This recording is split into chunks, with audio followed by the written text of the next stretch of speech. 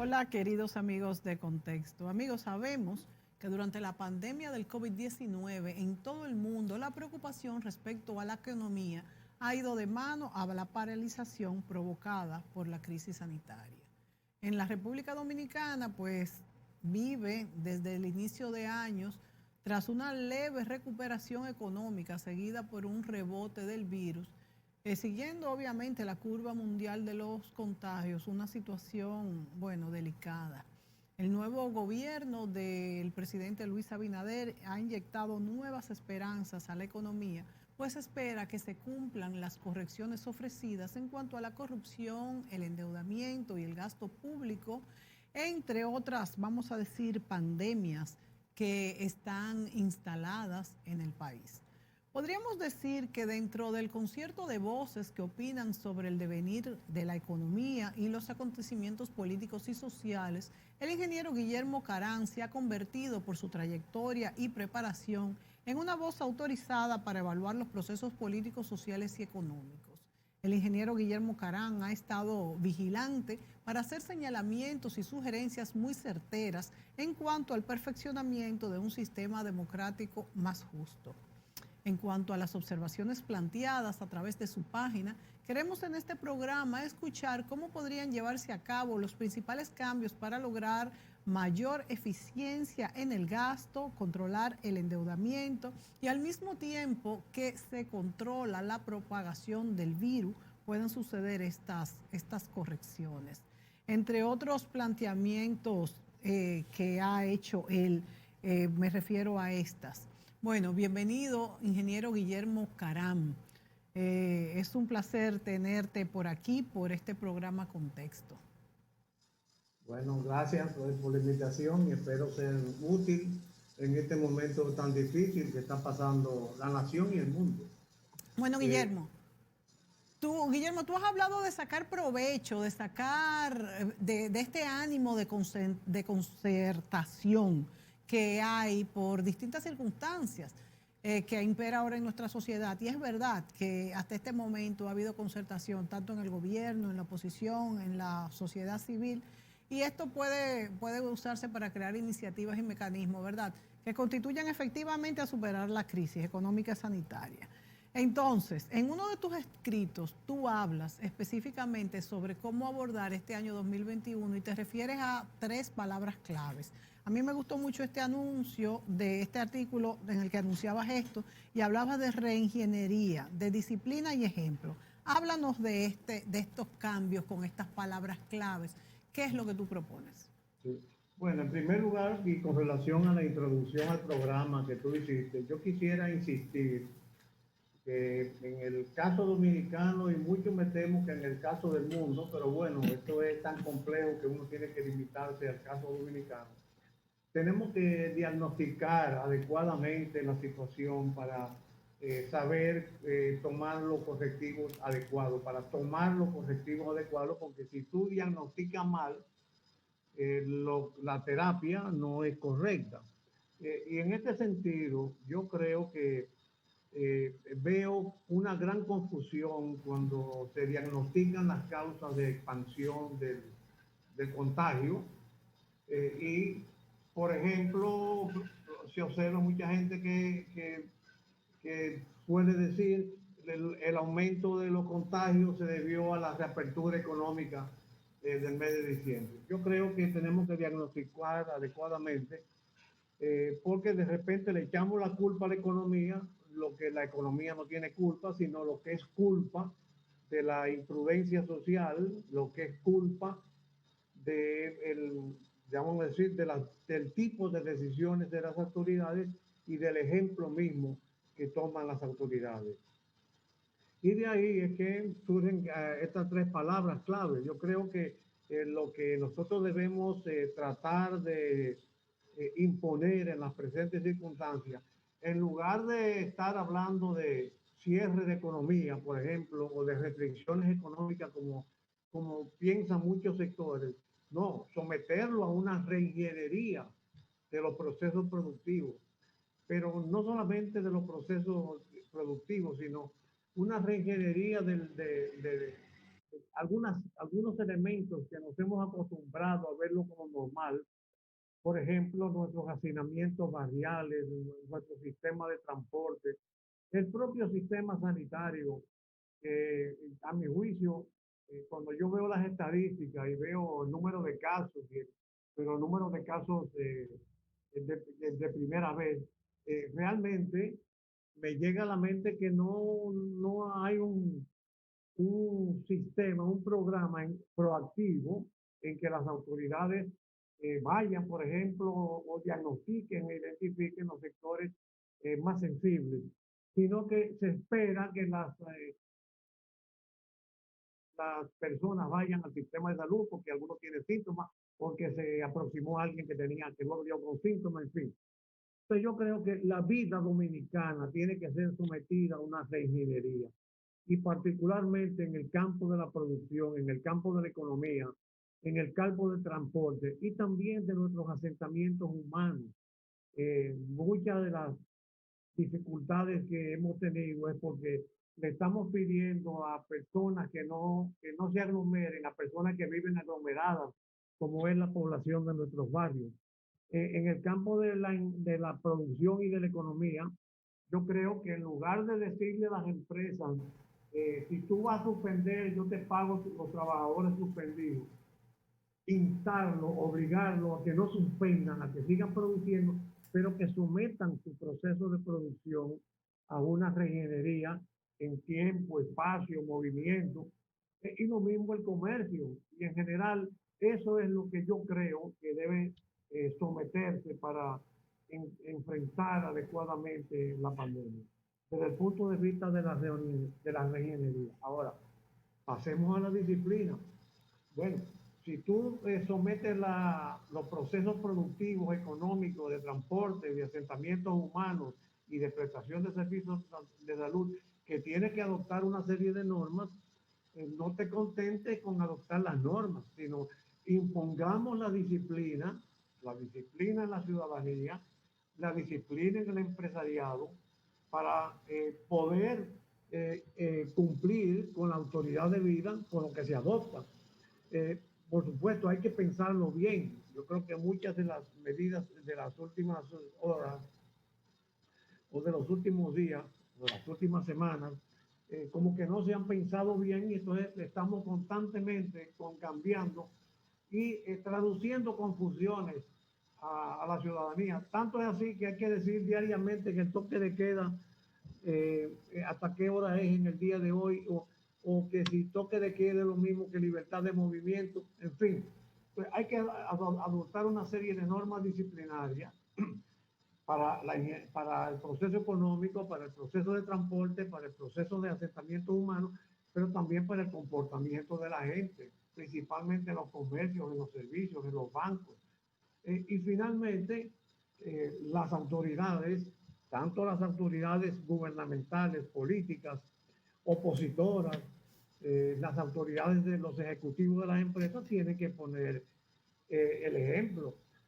Nadie puede esperar que se cumpla, por ejemplo, un decreto o una disposición de que mantenga distanciamiento o que use mascarilla cuando en ocasiones tú ves a parte del liderazgo nacional, político, empresarial, reunidos sin conservar los famosos 2 metros que se predican como parte de las normas publicitarias. Por eso digo que la clave de esto es someter la vida dominicana a una reingeniería, disciplinarlo para cumplirlo y para que las autoridades puedan enseñar y gobernar con el ejemplo, cumplirlo rigurosamente. Guillermo, reingeniería, disciplina y ejemplo. Has hablado de estas tres palabras que movilizarían a la ciudadanía y al gobierno, por supuesto. Es verdad que dentro de cada crisis hay oportunidades y que tenemos oportunidades de mejorar en nuestro país desde el sistema de transporte hasta la productividad, como tú muy bien has dicho. Sin embargo, es una transformación completa, sería muy oportuna iniciar a hacerla, pero cómo comenzar y cómo empoderar a nuestra ciudadanía de lo que tiene que hacer, que el toque de queda no tenga que existir, porque es que el problema es que si bien es verdad lo que tú dices, que no es el toque de queda, pero también es cierto que si se quita el toque de queda, hay mucho más aglomeración. Entonces, ¿cómo hacer que nuestra ciudadanía, nuestras autoridades, todos los sectores, se empoderen de esta situación y obedezcan a ellos mismos que quieren cumplir las normas para que esta pandemia pueda controlarse y esto extrapolarlo a todos los medios, a los aspectos? Tú, por ejemplo, hablas del sector transporte, algo tan importante y que de hecho tiene mucho que ver con el toque de queda, porque cuando podemos pocas horas de trabajo, entonces se aglomeran más personas tratando de buscar transporte y ahí puede haber mayor contagio, o si no en las guaguas, en los autobuses, en el metro. De hecho, hemos visto que en algunos momentos han cerrado el metro y no ha habido cómo volver a la casa. ¿Cómo se han manejado otros países y específicamente en este punto que planteas? Bueno, que cada país tiene su particularidad y sus normas, su forma de vida y su cultura, la gente reacciona distinto y los gobiernos son distintos.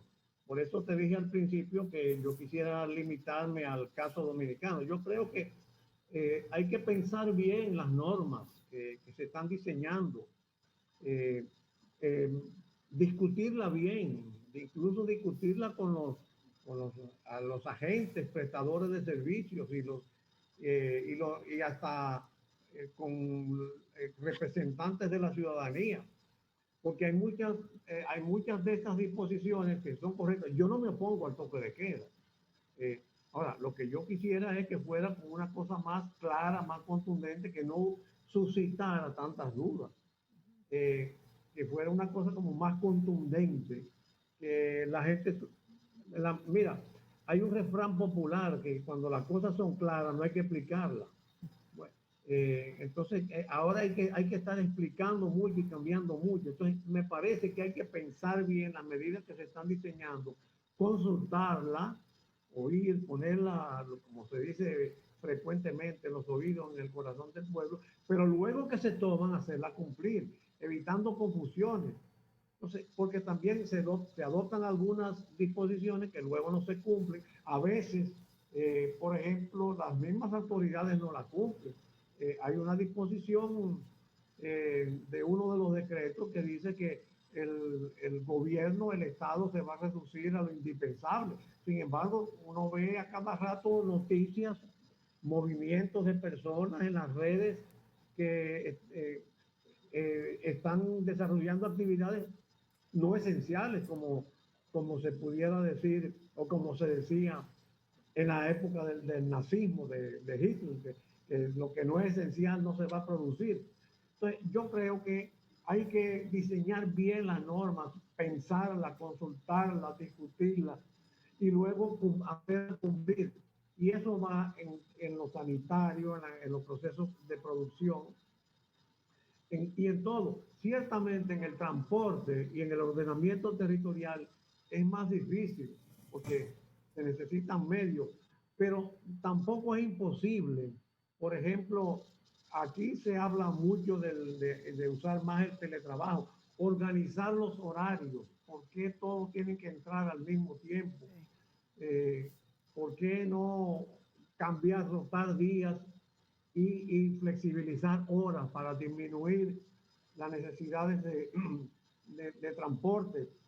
¿Por qué no hacer un esfuerzo para, por ejemplo, aproximar? Pienso en el gobierno, que tiene muchísimas oficinas públicas dispersas en varias partes de la ciudad, incluso en algunas muy sensibles y neurálgicas, como es en Gascue, como consecuencia de la hipertrofia burocrática que fuimos sometidos en el pasado. ¿Por qué el gobierno no piensa mejor en organizar esas oficinas más próximas o en hacer un intento de aproximación entre la demanda de transporte por parte de los trabajadores y el sitio? Las industrias, ¿por qué no se ofrece algún incentivo para que empleen personal de su jurisdicción, de su zona, el comercio? En fin, yo creo que se necesita, eso es lo que yo llamo ingeniería. Y por supuesto, si tú sometes el proceso productivo a una reingeniería, todos los demás se van conectando y puedes envolverlo. Ahora, ¿cómo hacerlo? Bueno, ahí entra lo que tú decías que yo he propuesto al principio de tu programa, del programa. Yo creo que se necesita una democracia participativa, un proceso participativo de toma de decisiones conjuntas. Hay muchas cosas que en las altas esferas del Estado, a veces detalles que se pierden. Y con la participación institucionalizada de los agentes productivos y con representantes de organizaciones sociales, como está establecido en la ley 112 para el Consejo Económico y Social, yo creo que se pueden deliberar este tipo de cosas. Eh, en, y de esa forma ir subsanando esas pequeñas cosas que hacen una vida, como hay una canción por ahí, porque son los detalles a veces lo que hacen eh, triunfar o fracasar una disposición gubernamental. Es cierto, Guillermo. Te pregunto, en este momento, ¿qué está haciendo el Consejo Económico y Social, que está integrado por tantas personas capacitadas y que responden a los distintos sectores? En este momento, si se está reuniendo con respecto a la pandemia y cuáles son las expectativas que tienen que salir de decisiones de este tipo? Por ejemplo, empleo.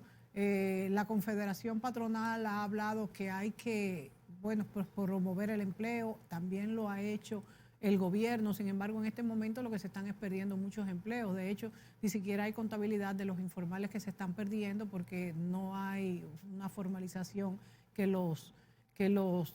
donde estén declarados. También quiero saber tu opinión en cuanto al mantenimiento de los programas FASE, que según vi en uno de tus artículos, tú dices que esto, a pesar de ser necesario, ayuda a aumentar el gasto público y el endeudamiento realmente no se ha bajado lo que debería de bajarse. ¿Cuál es tu posición ante esto, ante endeudamiento y empleo?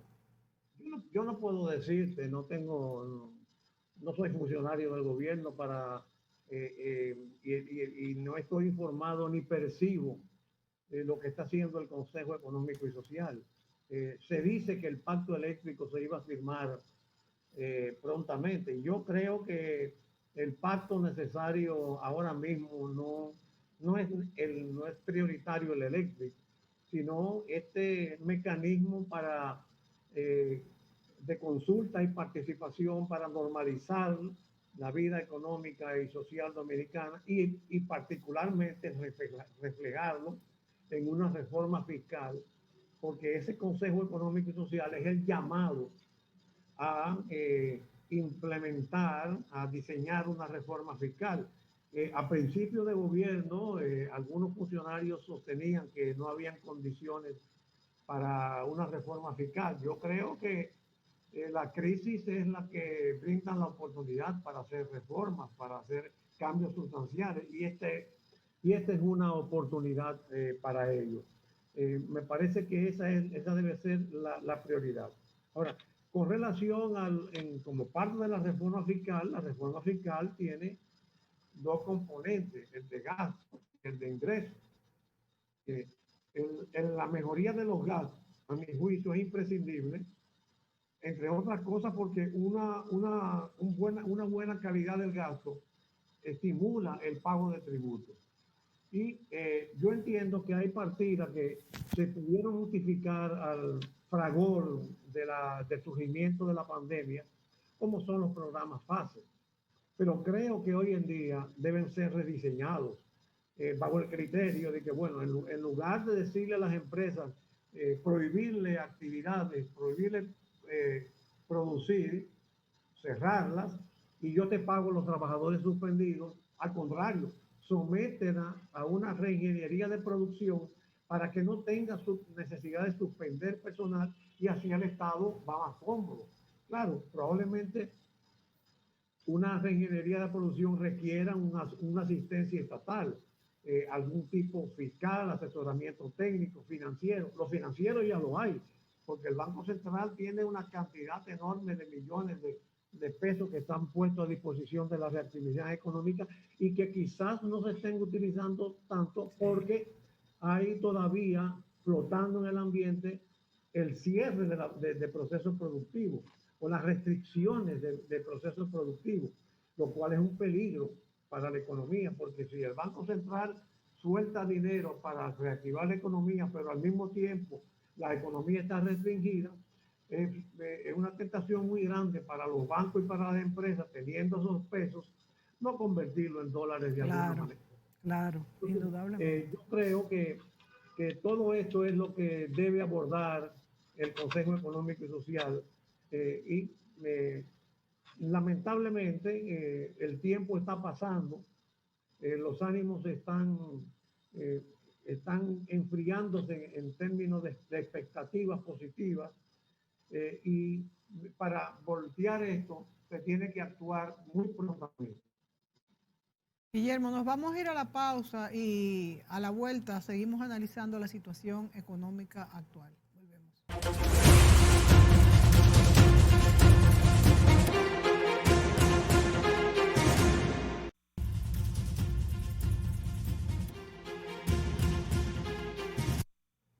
Amigos de Contexto, continuamos con el ingeniero Guillermo Carán, quien ha ocupado en nuestro país los más altos cargos a nivel del manejo económico, un político de larga data.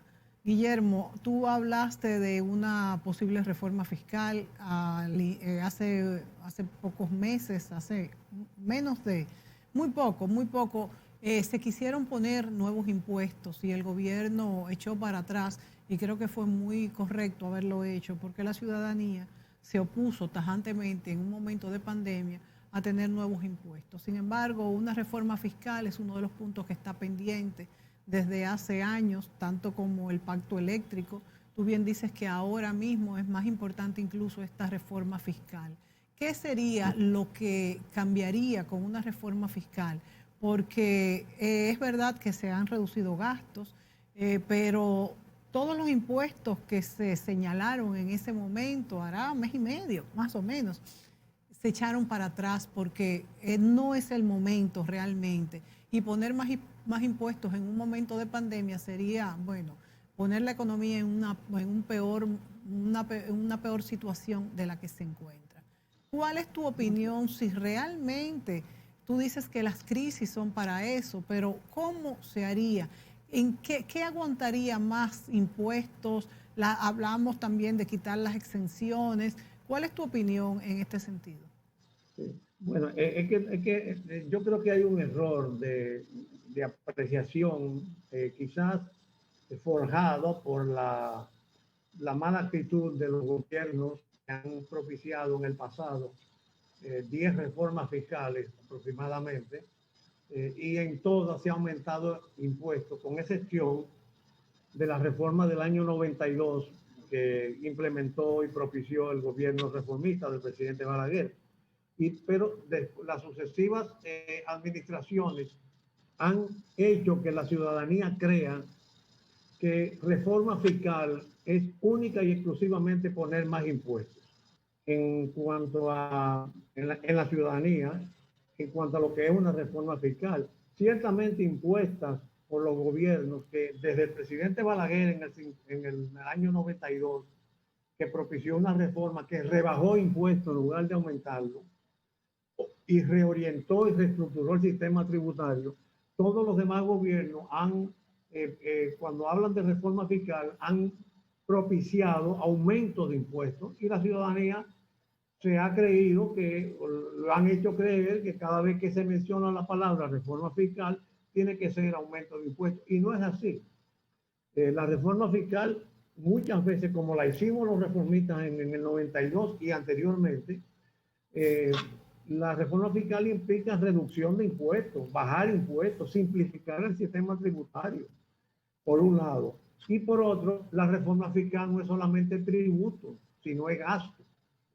Y hay que reorientar el gasto, incluso para hacer más agradable el pago de impuestos. El nombre lo dice, impuestos, se le impone. Pero ¿qué pasa? Que cuando tú tienes unos gastos inadecuados, la gente de una vez comienza a decir, pero ¿y para qué yo voy a gastar? Yo voy a pagar impuestos para hacer esto que están, y comienza a citar cosas. Por ejemplo, cuando aquellos famosos 100 millones, mucha gente dijo, bueno, ¿cómo me van a hablar a mí de reforma fiscal si lo que el destino de la reforma es precisamente hacer gastos que no son necesarios? Entonces yo creo que una reforma fiscal bien entendida, que incluya los gastos, la reorientación del gasto y que incluya la simplificación del sistema tributario, incluyendo las reducciones de tasas. Por ejemplo, que el ITEVIS en lugar de ser 16 o 18 vuelva a ser 10%, aunque se hagan algunas ampliaciones de la base. Yo creo que una reforma fiscal es imprescindible y es el mejor mecanismo para activar el proceso productivo nacional para hacer frente a esta situación tan calamitosa. Asimismo, como tú señalas, Guillermo, yo creo que también el término de reforma fiscal es peligroso porque, como tú dices, se entiende que es simplemente un aumento de impuestos. Y en un momento como el que vivimos, aunque es verdad que los gastos han aumentado considerablemente, no solamente por la pandemia, venían aumentados desde ya, ha habido un endeudamiento desbordante, pero seguido se menciona esta palabra, pues se piensa en imponer nuevos impuestos y es un momento muy peligroso para esto. Habría, como tú muy bien dices, hacer una reingeniería muy bien pensada y principalmente una simplificación del proceso que permita a tantos informales, ¿no?, que no pagan pues impuestos, por lo menos directos, que se adhieran a lo que es la formalización. Sí, pero precisamente la informalidad es consecuencia, es empujada por el sistema fiscal. Es cierto.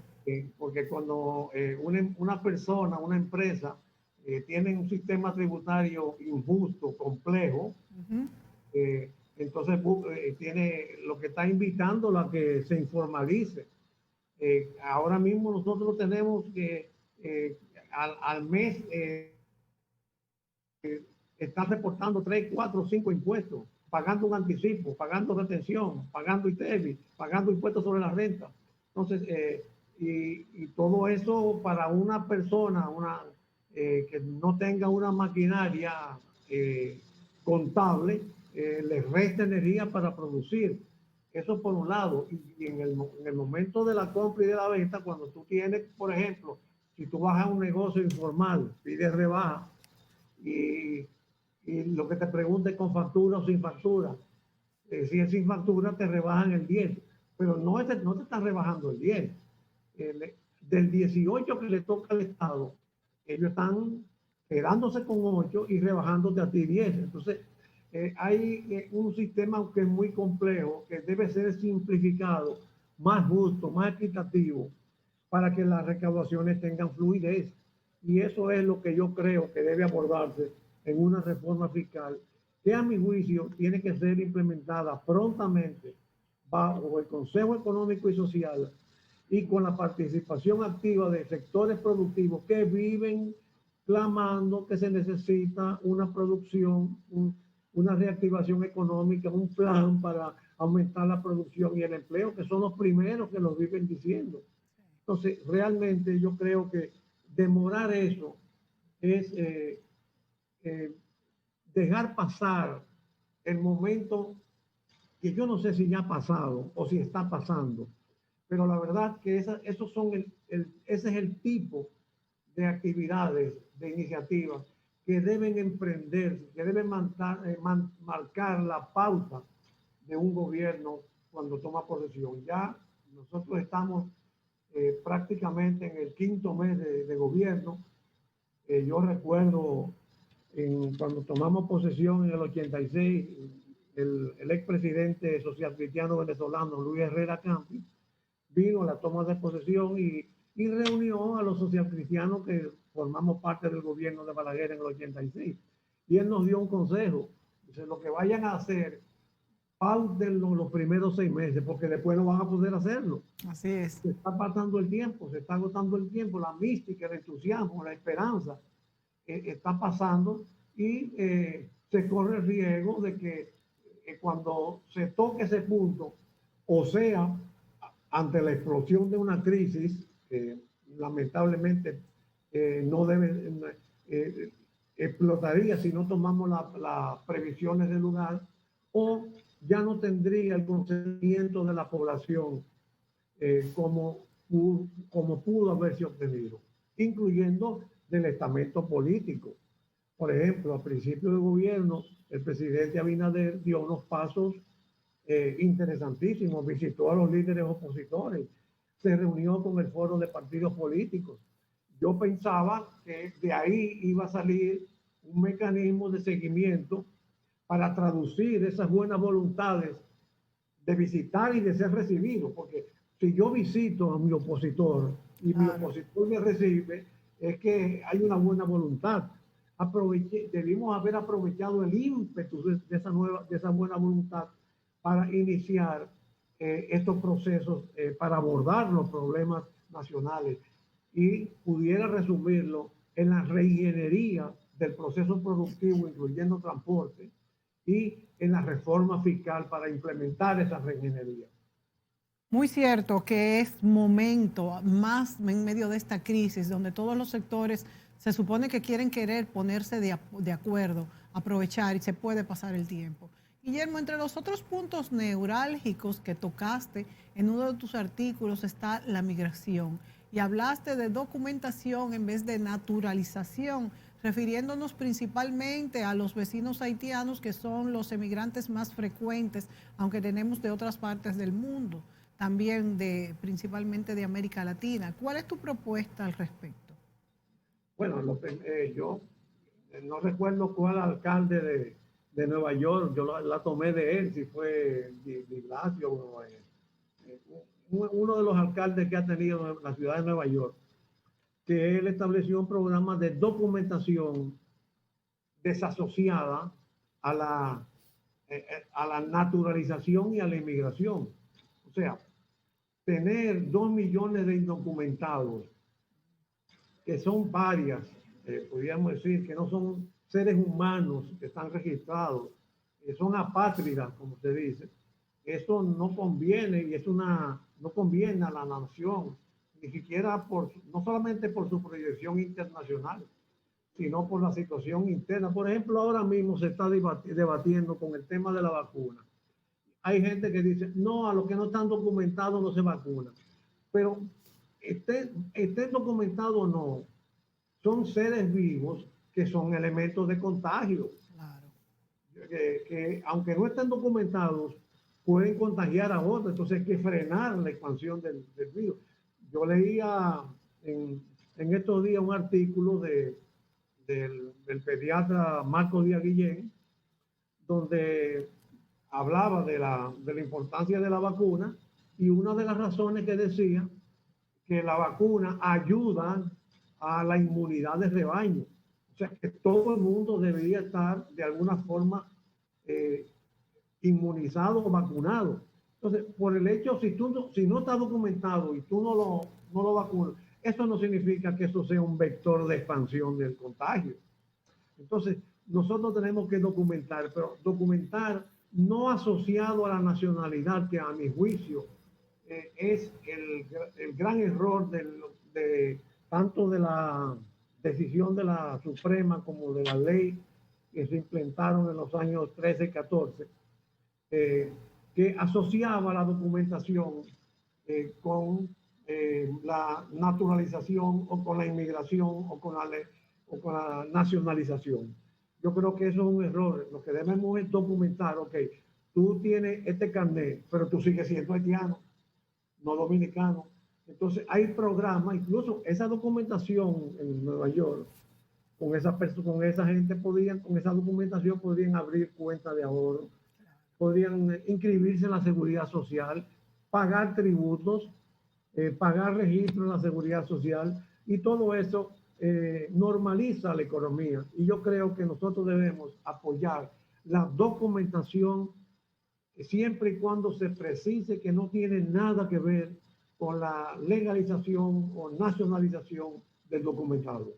Incluso podrían ser merecedores de beneficios, tanto de nuestro gobierno como inclusive buscar ayudas en otros gobiernos. O sea que yo creo que es muy acertada tu sugerencia, Guillermo. Nos vamos a la pausa y enseguida regresamos.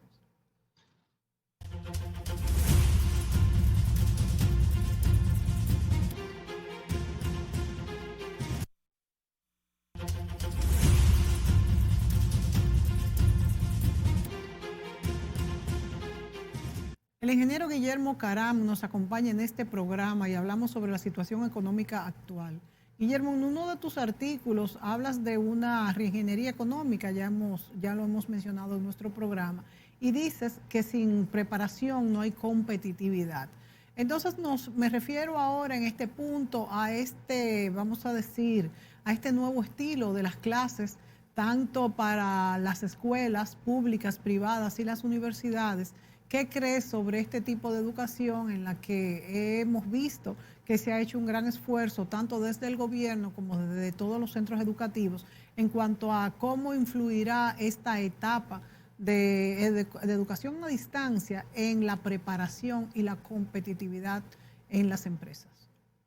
Bueno, lo primero es que yo quise aclarar también, yo estoy como dilucidando mucho los problemas conceptuales en este programa de hoy. Ya hablamos del concepto de culpar a la economía, a la recuperación, a la reapertura económica como causa de expansión del contagio. Hablamos de la conceptualización de la reforma fiscal. Yo creo que una de las cosas también que hay que aclarar conceptualmente es el tema de la competitividad, que es un tema que está en agenda, porque nosotros tenemos que ser competitivos para exportar más y para importar menos. Y tenemos que luchar con ese mundo de competitividad que está en el ambiente. Pero a veces nosotros caemos en errores elementales. Por ejemplo, eh, pretendemos que haya competitividad con regímenes de costos de producción al margen de la competitividad. Cuando no hay competencia, no puede haber competitividad. Para que haya competitividad, tú tienes que someterte a un régimen de competencia. Y aquí hay varios renglones que impiden que la economía funcione con las reglas propias de la competencia. Por ejemplo, el más doloroso es y el más impactante y el más sensible es el precio de los combustibles. Aquí los combustibles tienen un precio fijado por el Estado eh, eh, y eso hace que los participantes del mercado no se beneficien de la competencia, no se beneficien de una competencia que puede conducir a una reducción del precio. Cuando el Estado fija un precio, y sobre todo en este caso de los combustibles, que fija los márgenes de ganancias a las empresas, ahí no hay posibilidad de reducir precios para beneficiar a los consumidores y a la economía, porque un galón de gasoil más barato hace una economía más competitiva en la agricultura y en la industria, en la energía, etcétera. Lo mismo que la misma energía. La energía aquí se fija por precio, no por competencia. Aquí se habla mucho de que se están instalando la energía no convencional, el aire, el viento, el sol, pero el precio de la energía sigue igual. La misma Punta Catalina, que tiene un costo de producción de generación de energía mucho más baja, pero la sigue vendiendo al precio de como estaba antes de que entrara Punta Catalina.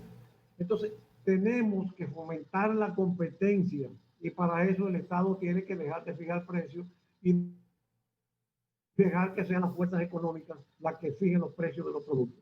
El otro renglón es el que tú citaste, que es no podemos tener competitividad si no tenemos niveles adecuados de tecnificación que tiene que provenir de un buen sistema educativo a nivel superior y por supuesto a nivel básico. Ahí nos estamos quemando, de acuerdo a las últimas calificaciones del Foro Económico Mundial, la habilidad de los dominicanos, la capacidad de los dominicanos en ciencias básicas, en química, que es lo que influye en la tecnificación, en la investigación, en la extensión de los avances científicos, está muy baja. Y por supuesto, en este año, con este problema de la pandemia, las cosas se han agravado, porque estamos experimentando un sistema de enseñanza que no habíamos probado antes. Yo no tengo en este momento criterios para evaluar. Apenas tiene 3 meses en la implementación de este programa, pero lo que he leído, las críticas y los comentarios de profesionales, por ejemplo, los hábitos que están generando el aprendizaje con distanciamiento, impone grandes desafíos que tendríamos que comenzar propiamente en su momento oportuno. Por supuesto, ahí entra otra vez el Consejo Económico y Social, porque aquí tenemos con el 4% para educación, tenemos una supuesta reforma educativa en marcha que debemos aprovechar. Y como tenemos una situación fuera del ordinario, una situación imprevista, se impone evaluar qué tan efectivo ha sido el sistema de enseñanza a distancia, cuáles efectos han causado negativamente en la población para corregirlo y tratar de enmendarlo en próximas oportunidades. Sí, definitivamente esto será aprendizaje por error y aproximación. Es algo que no podemos evaluar, pero que tendremos que aprender de este punto. Guillermo, tocaste el punto de los combustibles y de la energía eléctrica.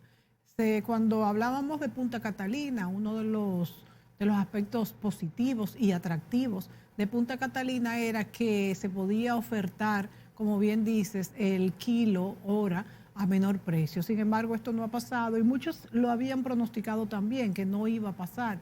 Y cuando por otro lado hablamos de pacto eléctrico, en el pacto está incluido también que ya no habrá esto de subsidio que es tan oneroso para el Estado y pesa tanto en el endeudamiento, pero si no hay subsidio hay aumento en el costo de energía.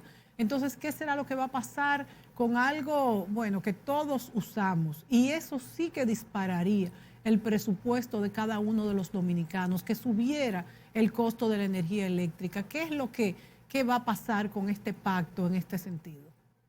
En varias ocasiones, autoridades del gobierno han dicho que el pacto eléctrico está por firmarse. Yo no veo eso en el ambiente. Al contrario, veo que hay una agudización de las causas que impidieron la firma del pacto eléctrico, porque como tú muy bien dices, Punta Catalina está generando a, qué sé yo, 8 centavos kilovatio hora, pero no le está vendiendo a la CDE a 8, se la está vendiendo a 11. ¿Por qué? ¿Por qué entonces? Bueno, porque lo que se convirtió fue en un productor privado que le dio 3 centavos por kilovatio hora de beneficio al gobierno para subsanar sus déficits fiscales. Entonces, yo creo que la esencia de un pacto eléctrico sería sincerizar el mercado eléctrico, someterlo a un régimen de competencia. Que yo recuerdo cuando discutíamos la Ley General de Electricidad, que los funcionarios del gobierno del PLD de Leonel Fernández decían, no, es que en el mercado de energía va a funcionar como una mesa donde generadores y distribuidores se iban a sentar. Yo te ofrezco energía a 11 y viene otro y dice, no, yo te ofrezco a 9. Entonces el distribuidor le compra el de 9 para poder venderle más barato al consumidor. Eso es lo que hay que hacer, lo que está en la ley. No hay que inventar más nada. Lo que pasa es que los intereses creados y la debilidad gubernamental y diría la malicia gubernamental de, por ejemplo, tener las ganancias excesivas que le ha provocado Punta Catalina, en lugar de transferirla como beneficio de la población, que fue lo que se dijo, y como beneficio para la economía, porque una energía más barata nos hace más competitivos. Lo mismo que te dije en el gasoil y de la gasolina. Entonces yo creo que lo que hay que hacer es sincerizar el mercado eléctrico, someter el sector de energía a un régimen de competencia como está consagrada en la Ley General de Electricidad y que el precio de venta de la energía funcione como oferta, como es la ley de la oferta y la demanda. Guillermo, ¿tú crees que una sincerización del costo de la energía y pudiéndose sentar en una mesa los ofertantes de energía que hoy en día lo hacen a precios astronómicos y fuera de mercado, pero por otro lado el gobierno también subsidia, sabemos que hay una escala que se subsidia, que el que consume desde 200 a 750, creo, kilovatios al mes está subsidiado, esto ya no existiría. Entonces, pudiera bajar el costo de la energía, como tú has mencionado. Claro, y podría bajar el subsidio, pero para eso hay que tener firmeza y autoridad e imponer la ley. Nosotros hablamos, otra vez voy a entrar en el terreno conceptual, nosotros hablamos de institucionalidad, institucionalizarnos, pero ¿qué es la institucionalización? Es someternos al imperio de la ley y de la constitución. Y si la ley dice una cosa, hacerla cumplir. Y eso es lo que ha faltado en el ejercicio gubernamental de la República Dominicana durante los últimos años. Y hay que tener para eso mucha fortaleza, mucho valor y una actitud de apertura y de conciliación con todos los sectores políticos para que entiendan que estamos en una nave que no puede zozobrar, so pena de que nos hundamos todos. Guillermo, en estos 2 minutos que nos quedan, ¿qué pronosticas? ¿Qué crees? Claro, nadie lo sabe. Es simplemente una opinión sobre este COVID-19 y los estragos que todavía pudiera causar en nuestra economía. Mira, yo veo muy confusa la situación, tanto del virus, de la pandemia, como de las terapias. Hay mucha gente que está confiando en demasía en La en la vacuna. vacuna. Yo tengo mis reservas. No en el contenido mismo de la vacuna. Por ejemplo, hay algo que me preocupa, la capacidad de refrigeración para mantener la vacuna en menos 70 grados. Se va a aplicar unas 2 dosis. Tú sabes cómo somos nosotros, que a lo mejor no aplicamos la primera y no nos aplicamos la segunda. Esto va a ser mejor o peor. Yo creo que la clave está en evitar aglomeraciones, garantizar el distanciamiento, utilizar mascarillas, lavarse las manos bien, mantenerse higiene y dependiendo de de la naturaleza de algunas explotaciones económicas, utilizar protecciones adecuadas. Me parece que si todos hacemos eso, para lo cual y vuelvo al comienzo del programa, hay que someter la vida nacional a una reinería, tener la disciplina y la autoridad necesaria para dictar esas normas y hacerlas cumplir, pero testimoniarlas con el ejemplo. Si hacemos eso, me parece que saldremos por buen camino. Si no, que Dios nos proteja. Bueno, muchas gracias al ingeniero Guillermo Caram por dedicarnos este tiempo, por informarnos, darnos sus pareceres y a ustedes amigos por sintonizarnos y será hasta la próxima.